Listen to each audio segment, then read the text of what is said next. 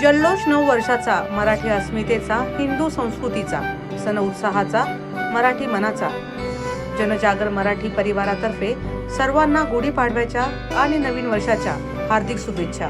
तोराडी राखीव क्षेत्रात हजारो ब्रास वाळू उत्खनन केले असल्याची बाब शासनाच्या निदर्शनास आणून दिल्यानंतर या ठिकाणावरून ड्रेजर हलवून आता कोळे खाडीपात्रात हजारो ब्रास अवैध वाळू उत्खनन हे वाळू व्यवसाय करताना दिसत आहे.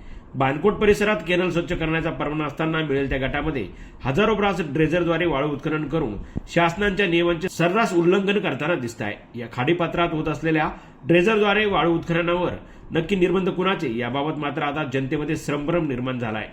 या वाळू व्यावसायिकांवर महसूल विभाग, बांधकाम विभाग, मेरीटाईम बोर्डाद्वारे कारवाई होणार का असा सवाल येथील स्थानिक नागरिक किरण पलांडे यांनी केला आहे.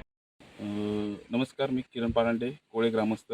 आपण बघू शकता माझ्या पाठीमागे जे अवैध रेती उपसा सावित्री नदीच्या पात्रात सुरू आहे, तिथं कोणत्याही प्रशासनाचा कोणताही त्यांच्यावरती दबाव तंत्र नाही, काही नाही.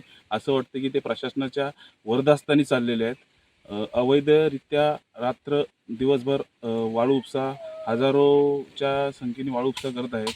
तर ह्यांच्यावर कोणतीही प्रशासनाची कारवाई नाही. तर यासाठी मी स्वतः कलेक्टर साहेब असतील किंवा प्रांताधिकारी असतील, तहसील असतील यांना पत्राद्वारे कळवणार आहे. आणि जर असंही करूनसुद्धा कोणतीही कारवाई नाही झाली तर ह्याच्या बाबतीमध्ये मी उपोषणाला सुद्धा बसणार आहे. याबरोबर रात्रीच्या अंधारात आंबेत सावित्री पुलाखालून वाळू बार्जेसची जलवाहतूक सुरू असल्याने आंबेत पुलाला आता धडक बसण्याची शक्यता नाकारता येत नाही. वाळू व्यावसायिकांना संध्याकाळनंतर जलवाहतूक करायची नसताना रात्रीच्या अंधारात अनधिकृतपणे शासनाच्या नियमांचे उल्लंघन करून रात्री मोठ्या प्रमाणावर वाळू बार्जेसची जलवाहतूक राजरोसपणे सुरू आहे. मग यांच्यावर नक्की वरदहस्त कुणाचा आहे असा सवाल आता सर्वसामान्य जनतेकडून उपस्थित केला जातोय. याबाबत महसूल विभागाची डोळेझाक भूमिका असल्याचे पाहायला मिळते.